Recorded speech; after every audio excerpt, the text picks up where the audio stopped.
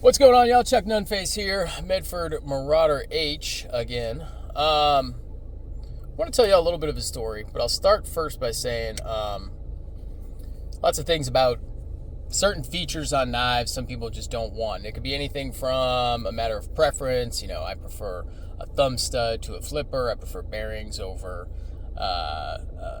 washers. I want full TI, composite, G10, whatever the steel types and everything else. So there are all sorts of different preferences that people have. And then, there's things that are extras on knives where some people say, well, you just, it's an extra feature that you don't need. Now, I would say certainly in some circumstances, I don't think you need a seatbelt cutter feature in your knife. Early 2000s, maybe late 90s, SOG had and they weren't the only ones, but they had the seatbelt cutter in their knife and everything else, where it was just a cutaway in the handle. I think Benchmade did it too at one point for Rescue Series or something like that. And so, so instead, the theory being, you wouldn't have to deploy your knife if you needed to cut a seatbelt. You could just use the closed blade and it was safer and everything else. Well, that kind of died down. It wasn't as useful as people thought it was going to be. But another feature rather, is a glass breaker on a knife. And, some folks say, well, there's no reason to have a glass breaker on your knife. You'll never use it, you'll never need it, etc. The counter argument is, well, maybe you would need it. It's better to need it and not have it than, or strike that. It's better to have it and not need it rather than need it and not have it. Or simply, if it doesn't get in the way, what difference does it make? If it's not obtrusive, it's what difference does it make? And so I definitely think this falls into that category of not being obtrusive. But in any case, a little story for y'all. My wife and I were driving home with two of our kids, our two youngest ones. We had been out to dinner and what else? Ran a couple of errands, did something like that. And then we were on our way home, and so we were stopped we were going to make a left turn to go onto the street on our way home. So we were it was a stoplight. It was flashing yellow. And so we were waiting to make our turn, and there was a vehicle across from us that was going to be making its turn as well. So we're right here, and so there's a car across from us, and then they need to make this type of turn right here. They need to go around like that and go and make their turn and go that direction, and then we need to make our turn and go this direction.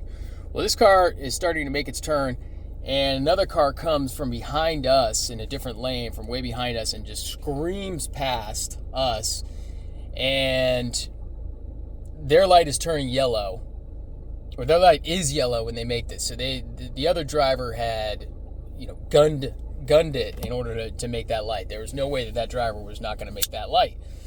And they had gunned it through the intersection, or started to gun it through the intersection. And the car that was making their left turn, they were making their turn because they thought the way was clear, and this person came in and bam, and I wouldn't call it a full T-bone because they kind of hit him at this type of angle right here, so it wasn't a complete broadside, it was more of like a 45 degree, and just spun both cars around. The SUV that was making the turn, that got spun around, and then the car that hit the SUV, it was it was like a Honda Civic, something like that, it got spun around, went up on the curb and everything else, or up next to the curb. The SUV's in the middle of the intersection. Nobody was going anywhere. Everybody just stopped. I mean, it was definitely like, my wife was like, we both saw it in slow motion. My wife she goes, oh no, she's going to hit him. That car's going to hit the other car. And I was like, and bam, sure enough, pow, big loud crash. And I go, oh shit.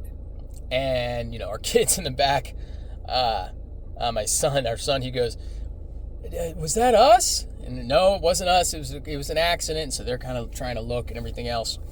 And so I say to my wife, I'm like, babe, I got to go see if people are right. She's like, just be careful, because it was nighttime and it was an intersection and everything else. But everybody had stopped. But I carefully went across, and the driver of the SUV was getting out of the car. Are you okay? Are you okay? I mean, she didn't have shoes on. There was debris in the road and everything else. And, are you all right? I'm okay. I'm okay. My head, and I'm like, where are your shoes? Where are your shoes? She had one in her hand. I don't know. I was like, all right, go stand on the median. Watch out, because there's debris everywhere in the road. I mean, there was glass, plastic, all sorts of stuff in the road. And so then I kind of turned my attention to the other car when she's on the median and kind of out of the way and starting to maybe collect herself a little bit. I turned my attention to the other car, and there's more people around that car. So people did get out of their vehicles and stop, because everybody kind of saw how severe of an accident it was. I mean, it was a major accident. And so, there's a high probability that there were injuries or worse. And so, I went over to the other car, and there's a female voice inside screaming and freaking out and everything else. And there's probably 3 or 4 guys around the car where they're all trying to get her doors open. Nobody can get her doors open. Now, I don't know if she had them locked. It was damage to the vehicle, and it kind of wedged everything shut. It was a combination of the two. And all the side, and both vehicles too, all of the airbags are deployed. So steering column, side curtains, the floor airbags that are kind of in the dash to protect your legs and everything else, they deployed. Every airbag had deployed in the vehicle, both vehicles. And so, I can't see in the vehicle. All I can hear, any of us can hear, is this woman absolutely freaking out. So you don't know what's going on inside that car. I mean, she could be seriously injured. She could be bleeding. So I'm like, is there anybody else in the car? Is there anyone else in the car? No. Basically, I get a no out of her. And so, try the door. Can't get the door open. Because I used to be a firefighter, actually. I was a volunteer firefighter for a few years, probably a decade ago. And they always told us, they're like, try the door first. Try before you pry.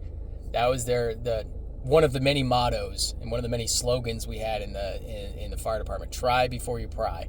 So at least, try the door first. Tried the door, couldn't get it open. So I didn't waste any time. I had the Medford Marauder H on me. I pulled it out of my pocket and I smashed it into the window. I took it just like this and just bam, right into the window. First hit, I didn't hit it like full force, but it did break a hole in the window. And it shattered, when we're talking about tempered glass, safety glass, it kind of spider webbed and shattered out. And so it was loose. But then I kind of hit it again just to make a bigger hole. And then, I kind of took my elbow. I was wearing a long sleeve shirt, and I kind of cleared out the glass with my elbow. Because I did get a couple of cuts from doing it. Because, even though it's safety glass, it'll still cut you. So I did get a couple minor scratches and everything else. But yeah, bashed that one out. And I went, I was trying to unlock the door. I was trying to get the door open from the inside. She goes, that door doesn't work. I'm like, all right, cool. That door doesn't work. So go around to the other side of the car. Now, I don't want to break out the driver's side window if I don't have to, because, she's got to get out of the car, and I don't want to break glass on her and everything else. And so I go to the back door and the passenger or the driver's side rear door, and I smash that one open. And, I worked on that door for a little bit. Now, sometime when I was working on that one, they did manage to get the driver's side or the passenger side door on the other side of the car, in the front of the car, open. So I don't know what happened. If she figured out unlocking, I don't know what happened, but she ended up getting out from that door right there. So I don't know if there's just a miscommunication or something like that. Maybe I needed to hunt around with it longer. Well, whatever happened, the door ended up getting open. People were able to get the door open, and she got out of the vehicle. Everybody walked away. I stuck around. I gave a statement to the police of what I saw. I didn't think the driver that was making the turn was at fault. I hope she's not found at fault. The cop, the deputy on scene, he took my statement, and he did say, it was like, she was making a turn and she had a yellow light, and that other lady had a yellow light too, even though, I clearly told the officer, I was like, that lady that in the white car, not the SUV, she was speeding to get through that light. It was a 40 mile per hour zone, and she was going at least 50 and still accelerating. So, she was definitely speeding through there, probably closer to 60, going through that intersection. So, she was at fault, in my opinion, but, what is my opinion worth? Who knows? So, stuck around, gave my statement. I would imagine I'm going to hear from the insurance company of the SUV driver. They'll probably contact me for my statement because, of course, the person in the white car didn't have any insurance or anything like that. So, anyway, long story, kind of trimming it a little bit. The glass breaker worked exactly as it was supposed to. Medford does their glass breakers with hardened D2. I don't know what the exact hardness is. If I was to venture a guess, I mean, it doesn't need to hold an edge. I would say it's probably somewhere between 56 and 59, something like that. It's hardened D2 though. And it did exactly what it was supposed to do. It's not a carbide or anything like that, but it was able to just quite easily break through the safety glass and do exactly what it was supposed to do. Now, it did get a little bit of damage. We got a little bit of deformation on the breaker itself right there.